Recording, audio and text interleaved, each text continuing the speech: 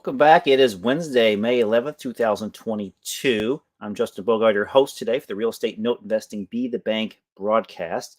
And today we're going to talk about a little bit about how interest rates are going a little bit higher. Home appreciation is going up a little bit and makes homes a little bit less affordable. And we're also going to bring a couple of deals on the call for you today for you guys to look at, ask questions, and even buy. So stay tuned.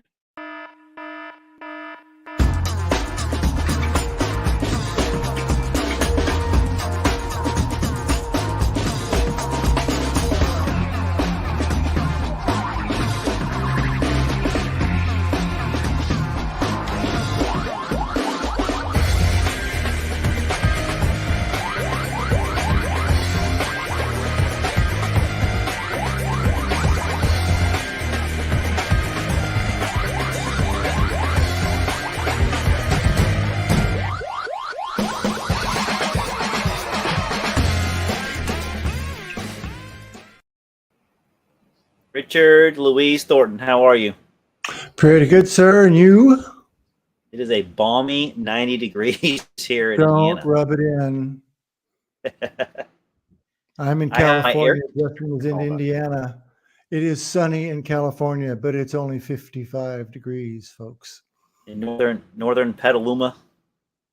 That's right. Justin is telling me about running his air conditioner because it's 90 degrees. Yeah, it's running in the background right now. Can you even hear it? No. Yeah. Okay. Good.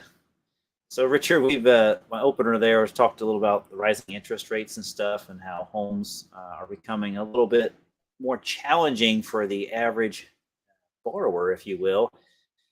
And so, some of the things we're going to talk about, like I said, we're going to have a couple deals. Actually, you and I just bought recently that we're going to talk about and just kind of discuss and show the statistics on them and the terms and all that good stuff, and even offer them for sale on the call. Richard, what do you think about that? We've got a really good deal for you. We got two good deals for you. Two really good deals. So hang in there. Let's get into the meat of our conversation, Richard. Let me pull up our PowerPoint here.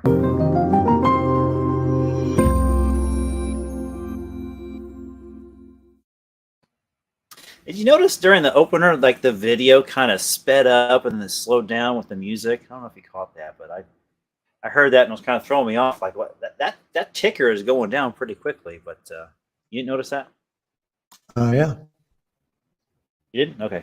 You kind of glitched on me, Richard. You're frozen. We'll hopefully get caught back up. So this broadcast will not be possible without some sponsorship. So let's talk quickly about Bright Path Notes. That's my company.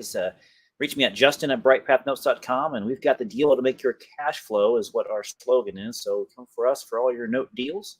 Our local RIA is called CIREA, Central Indiana Real Estate, Investor Association, and you can reach our executive director at executivedirector@cirea.club to join the club. They've got tons of different really amazing investors here in Indianapolis area. So if you have properties or if you have notes or what have you, it's a great group just to be a part of so you can have some boots on the ground. So I highly encourage you, to reach out to them. We have a note investing training group, and it's called Constant Cash Flow is the name of the, the training program. And you can contact me at info@brightpathnotes.com for more information to get your sign up. So we highly encourage you to do that. Kind of builds your foundation on being a note investor. Whether if you bought a few loans or you've never bought a loan before, it's about 25 plus videos, and we've added case studies to it. We've added our 10-year model to that as well, so you guys can view, and we're constantly adding things to it as well. It's lifetime membership. I don't know what the price is currently, Richard, but it was on a fire sale recently for like a couple $100. Our last sponsor is... Yeah. It's not always on sale, but it's always on fire. It's true.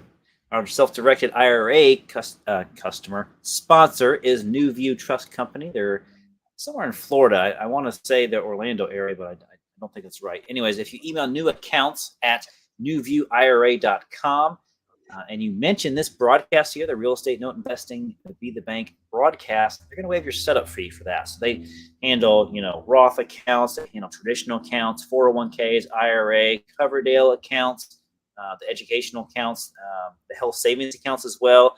They do what I call solo 401ks.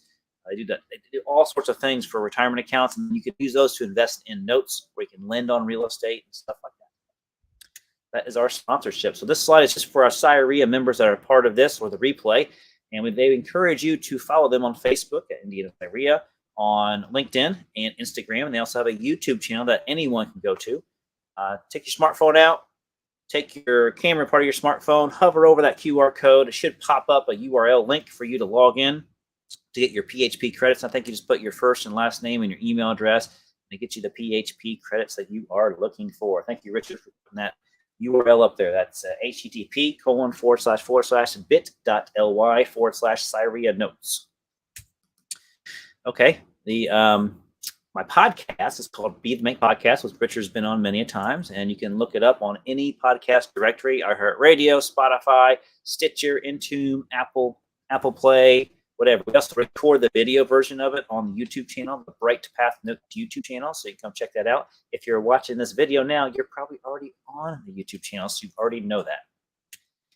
All right, Richard. So the Black Knight financial data came out, and I pulled up the March overview stats. This is all the stats, for just the month of March there, and it shows that the delinquency rate went down a little bit here. So I think, Richard, if I remember right, we talked about, was it in January or February, I believe, the rates kind of didn't go down very much at all.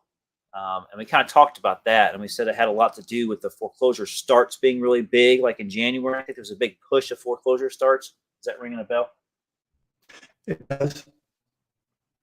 And I said these stats, the way I'm looking at them, are totally perplexing to me. I don't know about you, but yeah. Why should the delinquency rate drop? Rates are starting to go up, so the delinquency rate should increase. It shouldn't decrease. I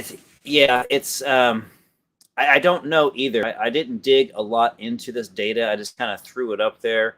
And until you mentioned that, I realized, yeah, you're right. This kind of doesn't make sense, but this is the data and what it shows. So my only thought is that all the forbearances are kind of expiring, and there's really not any delinquency that much anymore. And as a matter of fact, it's 2.84%. We'll find out on the next slide here. And the foreclosure starts, I guess there was a big jump at first in January, and it's just kind of tapered off to whatever norm was. So it looks like it says this month's 24,000 foreclosure starts, obviously well below the pre-pandemic levels. I know. So I would expect, again, rates are going up. I would expect that maybe next month's stats are going to surprise us, but I would expect that number to go up. And I would totally expect prepayment activity to go down, because unless a lot of people are panicked because of the rate rise in the last 60 days and are jumping in, these are confusing. They are very confusing. And let's remember, this is just March. This isn't April's data. We don't know. They don't have April's numbers out for us. So this was recording this and reviewing this right now. This is May 11th. So keep that in mind too. Right. So it'll be interesting to see what we see next month. The national delinquency rate. Here we go. Look at the screen capture for 2009. It's at the height of that blue line there. We had a good spike during COVID that jumped up to 7.75, I believe, and now it's all the way back down to under the gray bar line, which I think represents about 2.9 to 3% of national delinquency rate. It's pretty low. Very.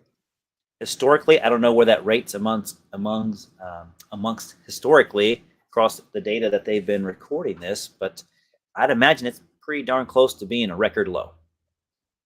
Yeah, well, the gray line there indicates a record low, right, along the bottom of the graph. So we're actually below the record low. So I don't know if that's just from 2001, or if they've had data since before 2001, or if that is the record. So I guess my assumption is that it is a true record low. So we must have finally creeped below that magic number. Yeah, I mean, from 2001 forward is all that's really relevant to us. Right. Yeah. That 22 years is a long time. So. Yeah. that's more than you are old. Hey, what are you saying? I'm older than that. I thought this one was pretty interesting. Foreclosure starts versus foreclosure sales. And so let's talk about that for a minute. What are the differences, Richard, for that? The starts versus sales. Yeah, well, exactly as the name applies, right? You've got a number of people who are going down that trail of actually being foreclosed on or threatened to be foreclosed on, and those that are actually starting or actually being sold and showing up on the steps. So the differential there is the number of people who are somehow getting resolved from the start to the finish. You notice the delta in between during 2009, 2010 starts versus sales. Right. That's pretty interesting That's compared very to so. 2022. Right. So it's Yeah, almost like you're right. every start ends up being a sale in 2022 up until this recent spike of foreclosure starts, right? Um, Right. COVID had a lot to So do with it, right? COVID is reflected there, as you can see, because the starts and sales lines are almost flat Mhm. from 2020 to 21. And the starts have now popped up again as we're coming out a lot of the forbearances. But still, it's not that significant. I mean, it's nothing compared to Right. 2010.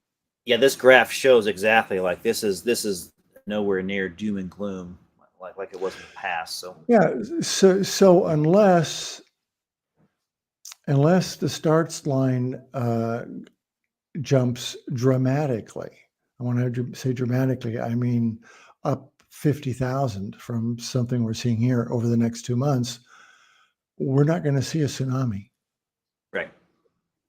Yeah, it's hard to see that coming down the pipeline. I think I see Right. some more coming through, but nothing like it was back in 2010, 11, 12, even through Right. 13 And and I 14. know there's a lot of big hedge funds out there just sitting on jar of cash ready to Yeah. jump on this stuff. Yeah. So the little guy is going to have a tough time here, I think.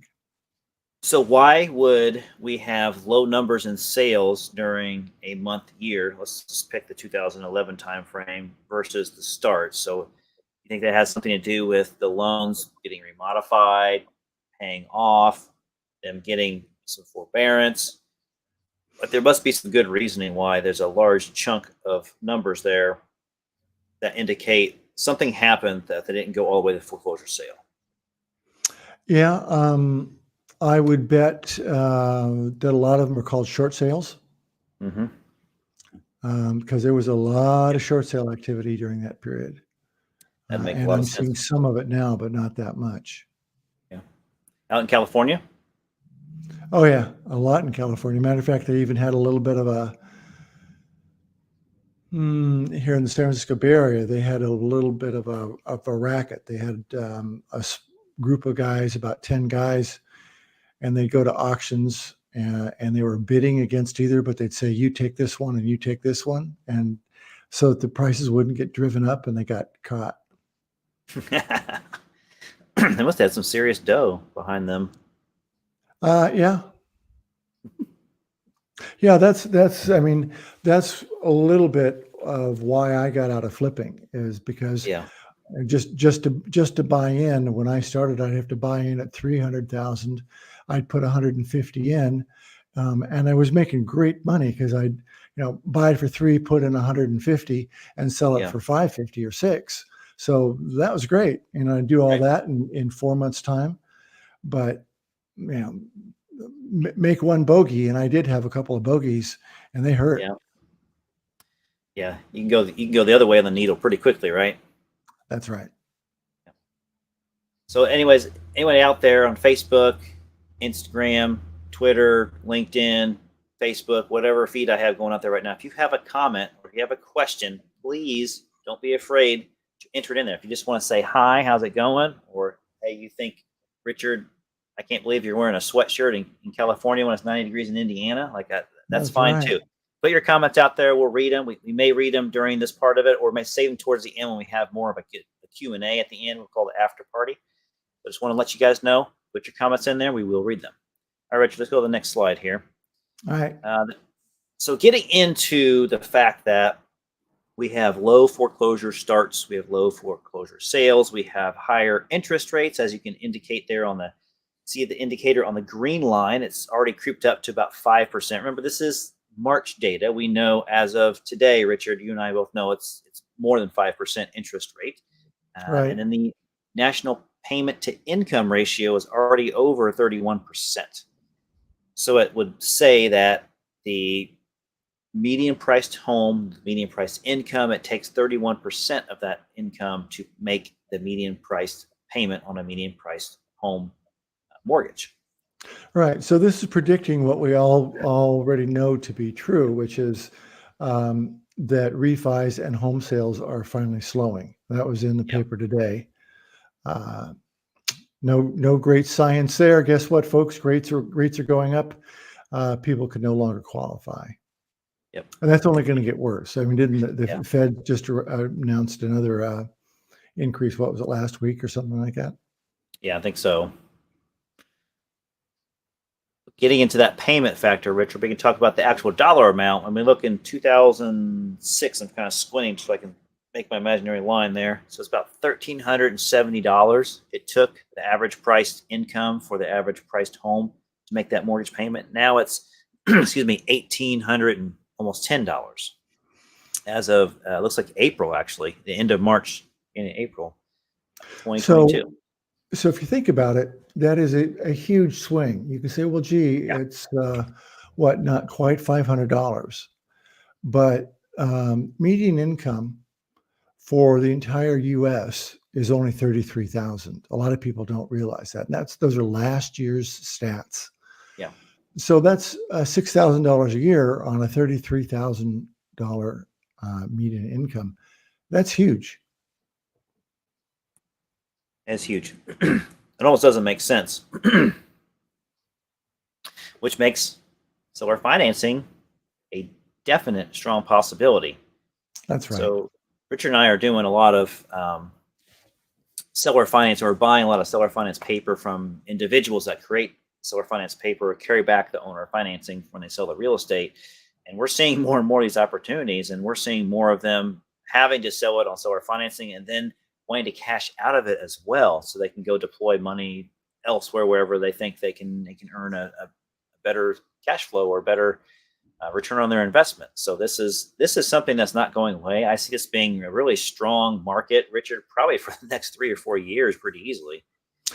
Yeah, interestingly enough, I don't know if you caught Justin. Justin has been online most of today, and I have been watching. He was on an earlier broadcast, and one of the commentators there happened to mention that seller financing actually increased over $3 billion. It went from 25 to $28 billion last year.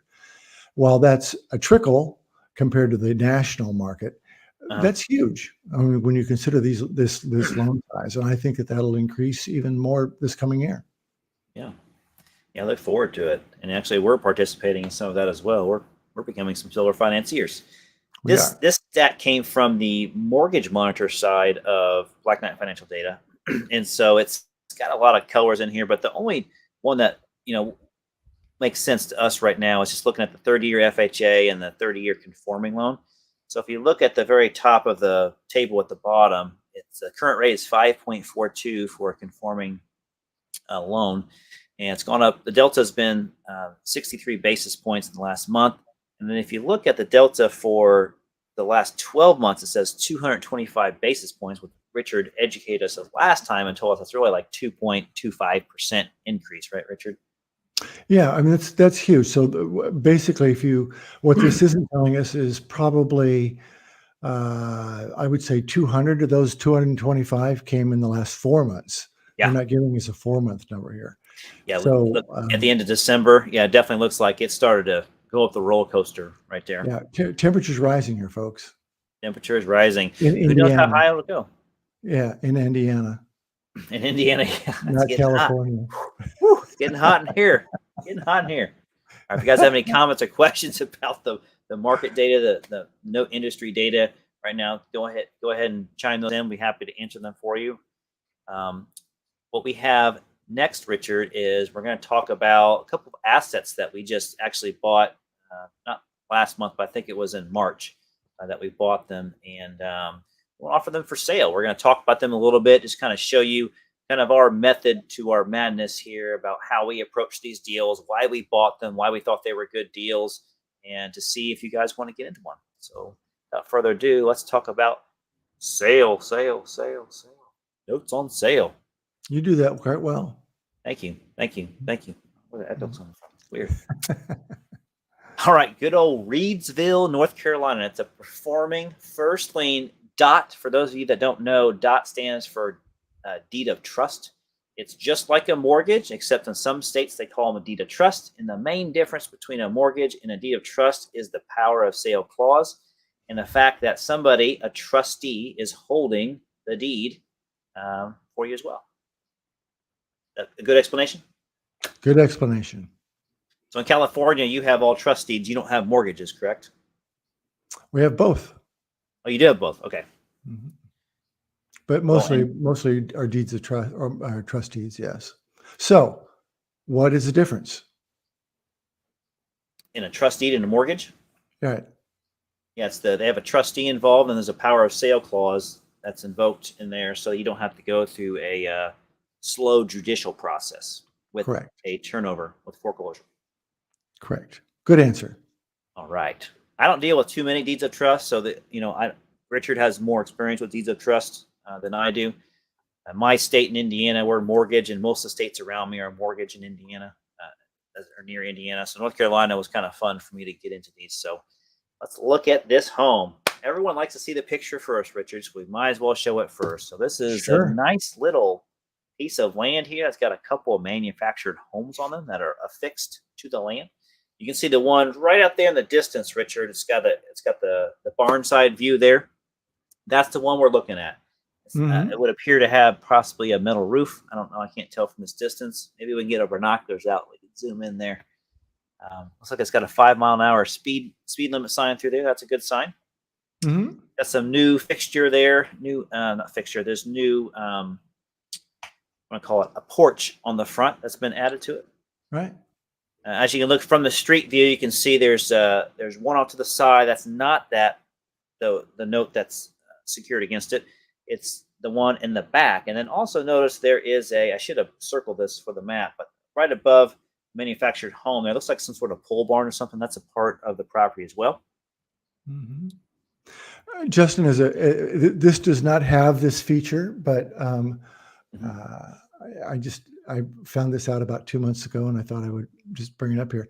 Sure. Do you know why many mobile homes have used tires on the roof? Have you ever seen that, where they just have a bunch of tires on the roof? Do you know why? I have not seen that, no. That is I would love for you to tell me. That is the country version of how you keep your roof from rattling when the wind blows, because you have metal roof, and apparently if the wind blows consistently, they buzz. They go bzzz like that, and it drives people crazy. So they could use tires, and it is the country noise damper. I thought that was fun. That's pretty awesome. I like that. If my feed is cutting in and out, guys, I apologize. My internet isn't as stable as it usually is, and same thing with Richard as well. So just bear with us, and we'll get through this. Yeah, you're cutting in and out pretty badly. Oh, you're frozen. You still there? Can you still see the screen? We can see the screen. Can you still see the screen? Frozen. Right. Okay. Well, we have a picture of Main Street.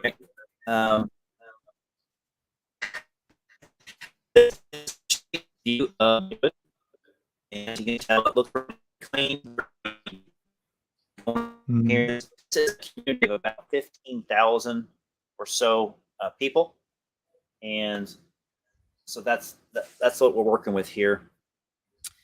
I wouldn't say it's a small town, but it's a decent sized town for being more rural and not being like a real city. So it's if you picture where Greensboro's at, and you go like pretty much straight north and a little bit east, that's where Reedsville is going to be, right? It's going to be halfway between the Virginia border and where Greensboro, North Carolina is. So it's not close to the coast. It's a little more inland.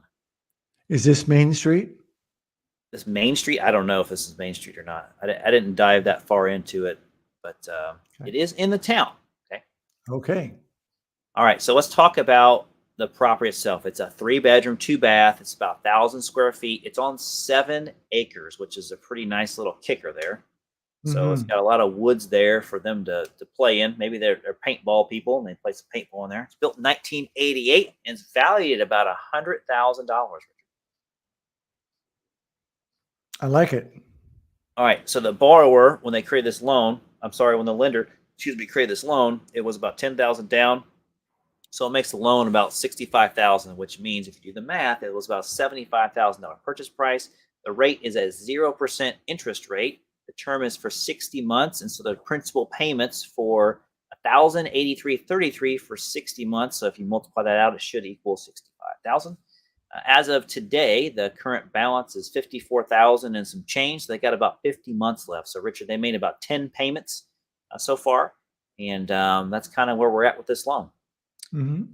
Any questions on the And how much, pray tell, would a loan like this sell for? This loan will sell for 45,900. So that puts you just about a 9,000 ish discount there off of unpaid balance. Okay. And what kind of yield is that? So let's get into that. So let's talk about why we would buy this loan. So looking at the property there, it's nice looking. It's not run down. There's not a bunch of trash around there. There's not like broken cars everywhere. There's just a lot of signs that says it's cleaned up. It may not be your castle, but it's somebody's castle. Mhm. So No, the no pigs in value the is, front yard. yeah, exactly. The 7 acres is what I really liked about it. That's a lot of land. Mhm. The borrower did put 10,000 down, so it's a little bit weaker. But the fact that the property value is so strong that it convinced me that this was a really good deal. The 0% interest rate, of course, we don't really like that, but we can mitigate a lot of that by the price. The short term really saved this deal, Richard. Having 60 months on this is a a velocity pay down here. This is $1,000, almost $1,100 a month back in your pocket every month for less than 5 years. Right. So the interest rate is 0%. How is somebody getting a yield on this, Justin? When you buy it for less than what the current value is, the current unpaid balance is on this property, on this loan, and that's where your return is getting greater there. So on a 0% interest rate loan, it has 54,000 left. If you run your financial calculator and you pay 45,900 for this, you're actually going to get a 7% yield on your money over 50 months. So if it pays off early, guess what? Your yield Ding, goes ding, up. ding, ding. Yeah. So it wouldn't surprise me if this loan did pay off early.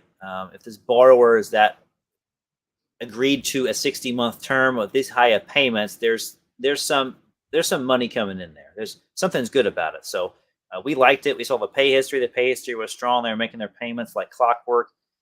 The risk is low because it's worth 100,000. You only got 46,000 into this. So if you do the math, that's about 46% of investment to value ratio. And that's what gives us the low risk factor with a pretty good return on your money for the risk that you're considering here. Right. And also the tax, there's some tax benefits to this one too, right? Because most of it is a return of principal and very little interest. Yes. Therefore, when you do your taxes at the end of the year, your cost is going to be less. And Richard is not a tax consultant and he's not a tax advisor. He's just speaking from experience. Right, that's Richard? Right. Thank you for that disclaimer. Right. So let's talk about the seller, Richard. This deal and the next deal we're going to talk about actually came from the same seller at the same time. Actually, a package with a third one, excuse me, as well. So you talked to this person on the phone. It was a lady. I believe you said she was a real estate agent. Yes. Let's talk a real estate agent, and she actually had several of these for us to buy. So just for the audience's edification, we actually run into a fair number of realtors who are out there selling property and their clients are getting conventional loans. But some of them can't quite because for the various reasons that we've discussed here. They're not citizens, or they aren't W-2 employees, or whatever. So they create the notes themselves, and they obviously get a sale out of it, out of the whole deal. And then they are ending up holding paper, which gives them a nice return and gives them something to sell people like us. So there was a negotiation process, right? After you were introduced to this person via, our marketing methods, you get them on the phone, you're talking to them, you're finding out information like you just learned, and then you're gathering information for me so I can. My job in the process is really to look at the deal, to kind of underwrite it, and then to close it if the sale is going to work. When Richard talks to the seller again, so obviously, I think, Richard, we started off with just one. And then after you gave them the pricing on the first one, they said, "Hey, look, I got two more. Would you want to throw those in on a small portfolio there?" And so that's kind of what got us the extra two. Mm-hmm. I'm not sure which one we started off with, Richard, but I don't know if it was this one or if it was another one that we're going to look at or not. But yeah, that was kind of interesting. Yeah, we have lots of stories. Yeah, you never know what a seller has until you kind of start asking questions, and then all of a sudden they I think, Richard, I don't want to say half the time, but at least you tell me a lot of times they said, "Oh yeah, he said he's got or he or she has a couple more of these loans as well. So if we're able to make a deal on this one, we probably got a few more in the pipeline coming through as well." Right. So something I haven't shared with you, Justin, it's one of the notes that I sent you for pricing this morning. Okay. One of the sales features that the seller was telling me about was that it was a very nice property because it had a mountain on it. And Oh, I said, we don't get many properties with mountains on them. Thank you very much. But this happened to be 44 acres and had a complete mountain with a view of the valley. So he was very proud of that. maybe we ought to keep that one, and hopefully Yeah. it just ends up going through foreclosure. We can just use that as a company retreat. Could be. Oh, that's fun. That's fun. Mhm. All right, do you have anything else you want to add to this one before we move on to the next deal? Nope. Go ahead. Anybody has any comments or questions about these deals, or confused about something, or wants to understand something that we didn't talk about, of why we decided to do something, or weren't we focused on something else, please use the comment section. If you're on YouTube, if you're on Facebook, Twitter, LinkedIn, I can't remember what else we're streaming on right now. We're streaming on a lot of things right now. So anyways, use your comments in there. We're going to read them. And then we're also going to have a Q&A at the end here. Move on to the next one, Richard. This one is in Eden, North Carolina. So obviously it's from the same seller, so it's near the same area. Eden, North Carolina is, Richard, it's closer to the Virginia border. So if you imagine Greensboro, like we talked about, then you got Reidsville a little bit north of that. And Eden is all the way close to that Virginia border there. I think it's Virginia. Maybe it's West Virginia. I don't know. I think it's Virginia. Someone can check me on that. Mm-hmm. So this is a performing note. It's a first lien. It's a DOT, a deed of trust again, like we talked about. And if anybody, it wasn't clear about the explanation of a deed of trust versus a mortgage, we're happy to walk through that again. Just chime in here. What are some of the things you're looking at in this? Tell me one of the things. What are some of the things that you see that are analytical points that you like about this picture? Well, the first thing I notice is that it looks like they have a Nissan Pathfinder in the driveway, and that's the car that I actually used to drive. So that I was automatically turned on to this deal from that get-go. Right. The brick house. I like brick houses, Richard. They just seem, I don't know what it is about them. I feel more confident about them. Right. This one, it looks like they turned the garage into some living space as well. And we'll get into some other pictures as well. But it's just, you're going to see here, we got a backyard here. It isn't a brick, so it's got a brick wrap, really a brick side, a brick front, and a brick other side, and the back looks like it's just vinyl. The backyard's got a decent little porch out there. It's got a swing. It's got a satellite dish on there. There's not too much clutter back there. It looks pretty well maintained for the individual that lives there. Mm-hmm. So also, well, go ahead. I'll go ahead and I'll let you finish, and then I'll. Yeah. So the street view here, again, it's pretty clean. There's not a lot of cars in the way. It's a rural area, but it's still a population of about 14,000, 15,000 again. So it's the same population as Reedsville there. This is a very clean, very nice area. There's not going to run into crime into any of these areas because they're kind of out away from the major cities. There's not really a lot of crime going on. So there's a lot of space. It's very open. So that's what you're getting out here in North Carolina. Go ahead, Richard. What are you going to say? Well, I was just going to add to it. I mean, these are I'm going through these just so other people can look at them. But Yep. Look at the lawn. Lawn's mowed. Roof is in good condition. Look at the house next door. You got a nice house next door. So this is not a one-off in a crummy neighborhood. As you showed, the backyard's nice and clean. All right, there isn't a bunch of trash and toys and all sorts of stuff. You've got a nice view down the street. It's kind of open, but hey, there's nothing to indicate that there's any distress in this neighborhood at all. If you're looking to buy working class homes and working class neighborhoods, this is what you want to see in these two deals. It's just clean. Like I said, it may not be your castle, but it's somebody's castle, and there's no signs of this thing is going to fall through. Richard and I have seen our fair share of deals come across our desk that we may still end up buying at a deep discount, but they're pretty sad properties in sad condition. But we know how to mitigate that risk with our pricing. But anyway, these are not that at all. These are pretty nice homes, nice areas. Yeah, these are all actually. I mean, we wouldn't do this by preference, but these are all actually homes that we could live in if we had to, right? They're just nice little homes, and they're fine. Yeah, that first one was a decent size. That manufactured home with that big large pole barn, got 7 acres. That's a great property. Yeah, that's fine. Yeah. All right, so this one, Richard, is a 2-bedroom, 1 bath. So it's a little bit smaller footprint than the last one, 960 square feet. So it's pretty close, within 100 square feet. It's got about a half acre. It's a single family residential as opposed to a manufactured home. This is built in 1940, and the value is around $90K. So it's a little bit smaller, value is a little bit less in this deal, but it looks like it's a nice brick home. So give that 2 thumbs up. All right, so this guy or gal put down $20,000 as a down payment. Okay, so that means the loan, the purchase price was probably $89,900. Looks like. So the loan amount $69,900, and again, it's a 0% interest rate, which I'm not sure the methodology of this seller of why they chose a 0% interest rate, but again, it's a short term, 60 months, so the acceleration is fast on this. So the principal payment every month is $1,165.00. So the current balance is $65,240. It's got about 56 months left. So we bought it with just a few months of seasoning. The $20K down is what really showed me that the borrower had a lot of vested interest in this, vested equity, I guess if you want to call it. And then the property is worth about $90,000. So I felt pretty good, especially after looking at the property, getting into this deal. I like it.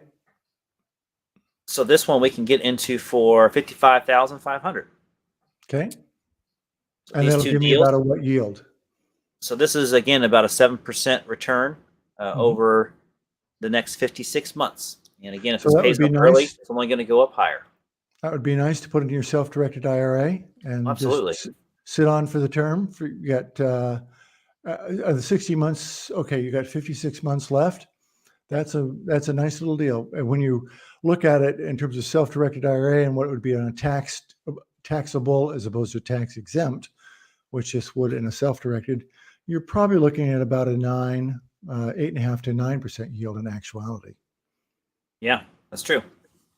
About $100K, Richard, you can snag up both of these loans, make you a good return. You can get about $2,200 a month in return payments for the next, we'll just call it 4.5 years. Right. Pretty good, pretty solid. I like it.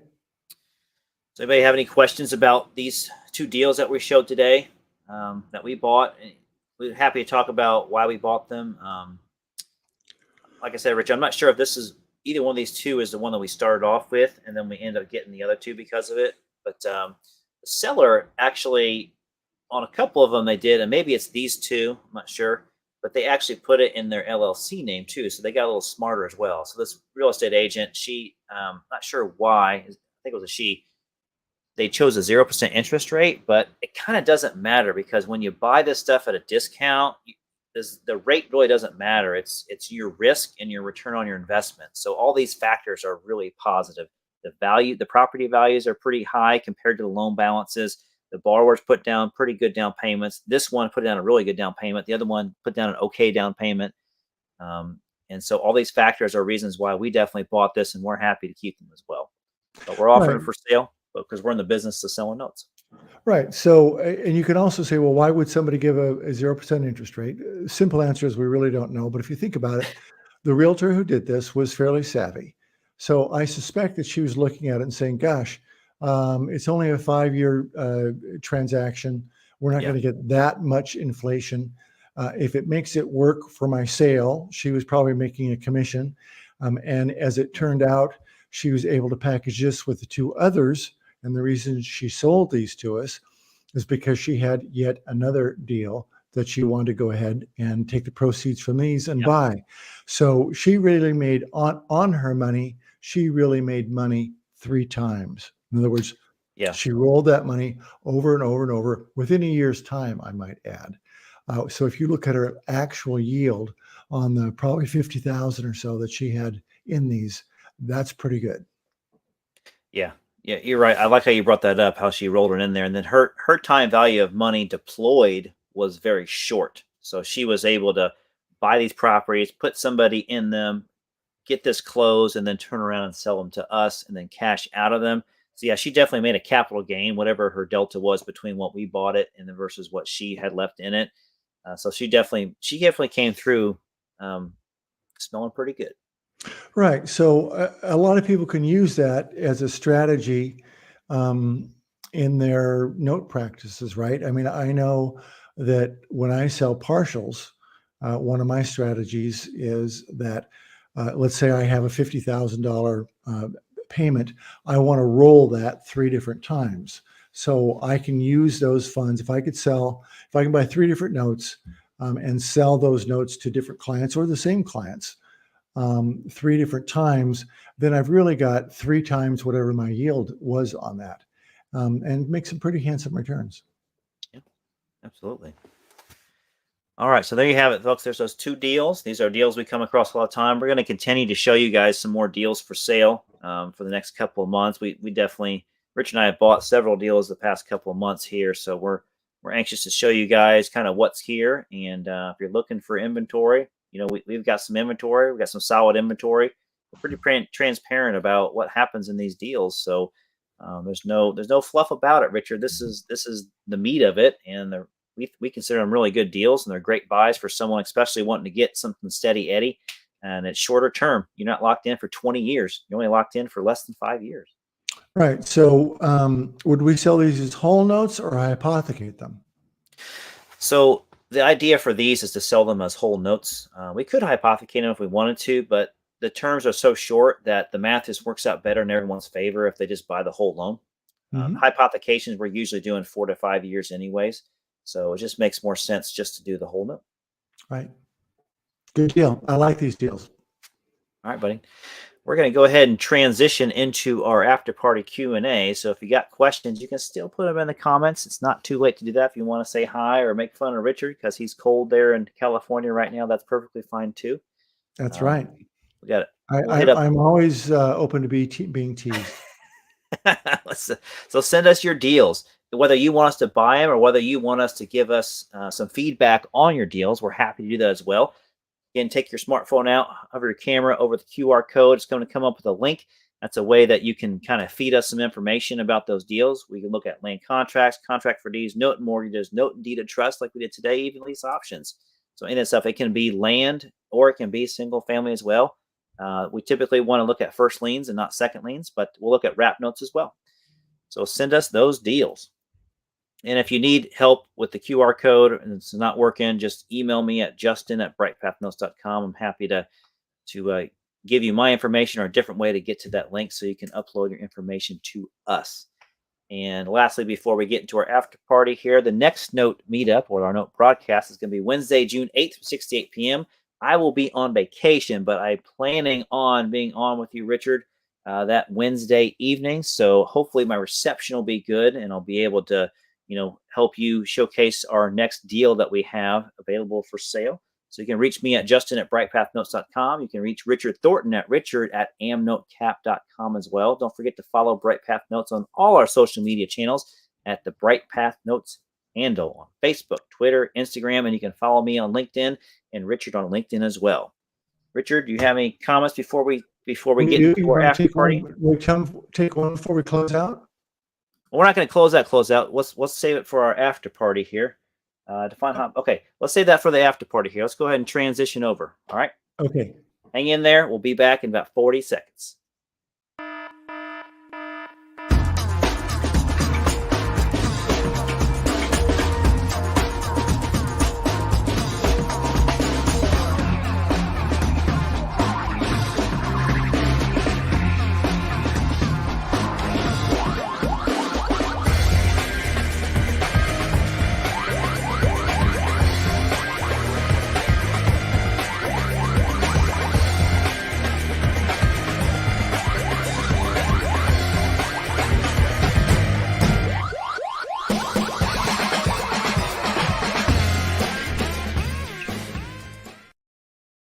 All right, Richard, that was good.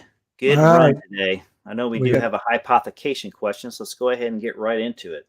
All right. Michael Thompson, how are you, Michael? Hope you're doing well. I know you're not mic'd up, but that's a good looking picture, Michael. I need to get my YouTube picture up there like that. Hypothecation. Richard, I'll let you take this one because my mouth's running a little dry right now. Your mouth is running dry. Your mouth is just running, period. It doesn't stop. It doesn't stop. So, some dry fruit Michael, with hypothecation, what we are doing is we are actually splitting the payments. So there's several ways to buy and sell loans. We can sell you the whole loan, which is, I think, pretty self-evident. We can sell you a partial. So let's say that there's 100 months left, and we could sell you 10 months or 10 years or whatever, and you're getting all of the payment for that period. So of that month. So if you buy 10 years of it, you get the entire payment for that 10 years. And then we don't get paid until the tail end of the loan. Under hypothecation, we split the payments. So let's say the payments are $600 a month. We would probably give you something like $400 a month, and we would keep $200 a month ourselves. The basic difference is that hypothecations are usually easier to do for both parties, and the term is a little bit longer. Why would the term be longer? Because we aren't paying you as much of that $600. You're only getting $400 as opposed to $600, as opposed to a partial. So it's a different way to paper the deal. You're actually, by doing that, participating in the deal, you have the same security, but we're both in it together. Yeah, hypothecations, I'm starting to enjoy them a lot more from our side of things, and our investors are liking them better as well. It's really, we're the borrower here, right? We're really the borrower. And they can be shorter term, they can be longer term, and they can be ballooned. There's just a lot of options you have, and it's a lot lower risk. So it's the most versatile, I think, tool we have, Richard, for some of our lenders and some of our note guys that don't want to be full-time note investors. Right. Yeah, there's just a whole lot of advantages to hypothecation. So we're starting to do more and more of those. Kind of quiet today on the question scene. But we can talk, I think, a little bit about where we have been shopping and our current activities, if you'd like to do that. Yeah. Let's talk about some of the states we've been exposed to here. Right. So we are finding after a slight dry period in Michigan and Wisconsin, we're getting a whole lot of activity out of South Carolina, North Carolina, Texas, Georgia. There's a lot of notes to be, I think, purchased in those areas. It's just a lot friendlier. And we're also finding that a lot more people create notes. If you want to look at a strategy for yourself, I can't tell you, I'd say maybe a third of the people that I talk to are somebody who they're maybe in their 50s, and they say they've got a regular day job. They look for houses on the side. They buy them, and not something that needs cosmetic repairs, something like that. Fix it up and rent it, and then don't take any of the monies out. This comes from Rich Dad Poor Dad, right? They don't take any of the money out themselves. They just pay down the mortgage, accelerate the mortgage on it, and then build up equity on that. Create a note. When they create a note, they go out and they buy another property. Well, these people are a lot of them are in their mid 50s, and they've got 15 to 20 houses that they've done this with. They've never sold a house, and they're collecting anywhere from $10,000 to $15,000 a month, totally passive. And I think it's a very good and very simple investment strategy. Let's Michael see. has another question here. So, what's the minimum number of payments you'd like to hypothecate or sell on a partial? That's a great question, and the answer is it depends, right? That's the famous reply to any question. It depends. So, Michael, when we look at a deal and we say, hey, look, this would be a great hypothecation, or hey, this would be a great partial, it really kind of depends, in our opinion, where is that money coming from? Is this like retirement account money? Is this going to be, money we have in LLCs? Is it going to be cash? And then it also depends on how much we have in the deal.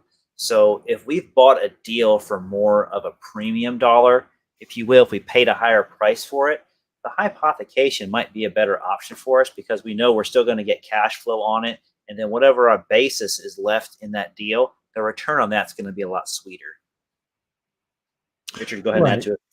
Right. And also, Michael, we want to get actually usually as close as we can to our purchase price for that, because that means that we just have more and more money to roll over. Let's say if we bought a transaction and we leave 10,000 in it.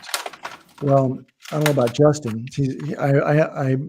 It's rumored that he has unlimited deep pocket, but I myself have limited funds, and I can't afford to leave 10,000 in each deal that we do because I'd run out of money pretty quickly. So you want to stay as thin as you can so that you can roll your money, and it also increases your yield. All right, good question, Michael. Keep coming if you get more questions. So today's look back on what we talked about today, Richard, I think we see the trends of foreclosures are going to be kind of steady the next probably year.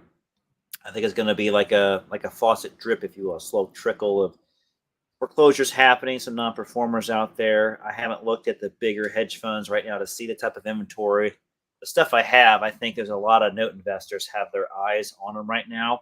Mm-hmm. And so it's almost, it can be a dogfight sometimes when you go up to these things from the same source. So Richard and I have worked really hard this past year of trying to find the seller finance inventory and market to it and establish our foot in the door and have processes in place to get these things. So we're happy to be this front end engine for you guys and then offload this inventory to you because quite frankly, we're doing all the work, all the heavy lifting for it. And when it comes to you guys buying these deals, they're already in great shape for you, and there's nothing really else to rehab on them. Right. Something else we should actually discuss here, Justin, is that we are starting to look at more non-performing notes, and a good way for the audience to participate in those is to make a loan to us. The property is security. And in so doing, what we do is we offer a preferred return, I don't know, 8% or whatever that is. So that means that that first 8% of returns would go to them as the borrower. We then get paid, and then we take a small management fee, and we do some sort of split on the end. So you can end up with quite a nice return, and it's totally passive on their side, but it lets them participate on potentially higher income non-performing loans. Yeah. Then the caveat to it is you're not getting cash flow. You have to remember you're not receiving any money until kind of the end. So You're not receiving it until you are. How about that? yeah, you're not receiving it until you are, and whether that's 6 months, whether that's a year, whether that's 18 months, those are kind of nuances of non-performing. So some people don't mind it because they like to see a big return in the end, and they're okay with that. And some people, well, most investors that we have that work with us, they just want to see that passive income. So either way is fine. I think what Richard and I are saying is that we have, a various plethora of products for you to choose from, if you will, however you want to deploy your money and the risk tolerance that you have in front of you. Right. Well, Richard, I'm kind of out of talking points for today. I know this was kind of shorter and sweet. We usually go over about 75 minutes, but we're definitely running on time today and stuff. So if no one else has any questions out there, we're happy to sign off early. And we're going to have another deal out there in June for you guys to look at. I'm sure these 2 deals aren't going to last long. We're already going to release these to our email list as well. You guys are just kind of getting first looks at this for those of you that are on the call live. That's sounds good to me. It's I don't know. It's funny.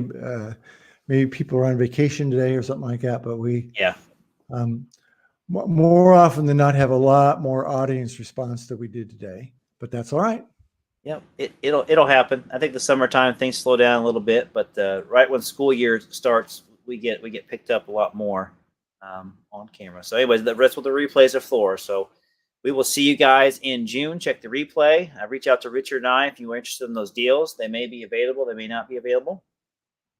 So reach back out to us, and we will see you in June. All right, Richard, take care, man. Thanks. Okay, you too, Justin. Bye.